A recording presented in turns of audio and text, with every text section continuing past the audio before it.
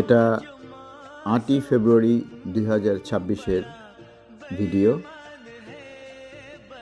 New ইয়র্কে সেদিন তাপমাত্রা ছিল 2 ডিগ্রি ফারেনহাইট এবং বাতাসের কারণে সেটা -18 ডিগ্রি পর্যন্ত পৌঁছেছিল। আমরা তেমনটাই অনুভব করেছি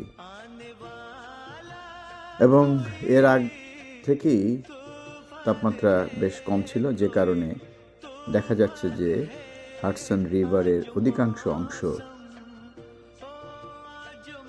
বরফে আচ্ছাদিত। অনেকদিন পর এমন একটা দৃশ্য দেখা গেল। বাইরে প্রচণ্ড শীত, যদিও ঝকঝকে রোদ বাইরে দেখা যাচ্ছে। এই রোদের মধ্যেও 1 সেকেন্ড দাঁড়ানোর উপায় নেই, অনেক শীত ছিল সেদিন।